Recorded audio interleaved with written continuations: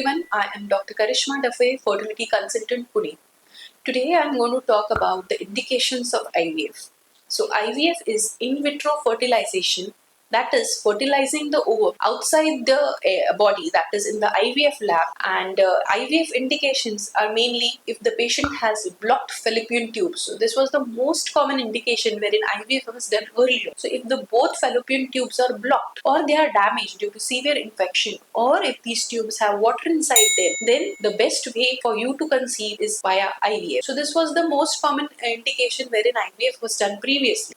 The other indications now which are done is basically advanced maternal age. If you are married at the age of 38, 39 or say 40, your egg reserve has become low because of your age, that is natural aging. So as you age, the number of eggs also goes down. So there's a test known as AMH, anti-Mullerian hormone, which tells us about your egg reserve and say that is less than 1. The earlier you plan your baby, the better it is, and the good success rate you have only with IVF. The other indications like severe male factor infertility. So if your husband's sperm count is less than 5 millions and the sperm motility is also less than 15-20%, also the shape of the sperm, that is the morphology of sperm, is also less than 4%, which is known as oligoasthenoteratozoospermia, wherein the sperm count, the motility and the shape of the sperm all has abnormalities, then ICSI is your best option, wherein the embryologist chooses the best sperms and uses it to fertilize your egg. Other indications like severe endometriosis, wherein the ovaries have chocolate cyst in it or there are severe pelvic adhesions, then severe endometriosis helps these patients.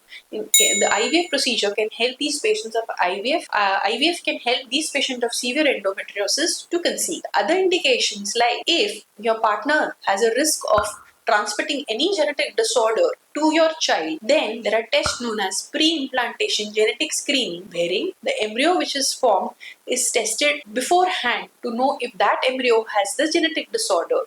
And if the embryo is genetically abnormal, we can discard such embryos, and the embryos which are genetically healthy can be then transferred into your wife's uterus. So the option of genetic testing within IVF is known as IVF with pre-implantation genetic screening, which is very a boon for patients carrying genetic disorders. The other indications like multiple failed IUI attempts. So if you have had 4 to 6 cycles of IUI in a good center and the follicular monitoring was done well and you had ovulated and the sperm count was also good, and still with the 4 to 6 attempts of IUI you have not conceived, then IVF is your go-to option. The other indications like unexplained infertility, wherein the ovulation is occurring properly, your fallopian tubes are open, the sperm count is excellent, but still you are unable to conceive and you've been trying for more than a year and still you have not conceived, then the option of IVF can be considered. So if you have failed with your own self eggs with multiple IVF attempts, or your embryos are not very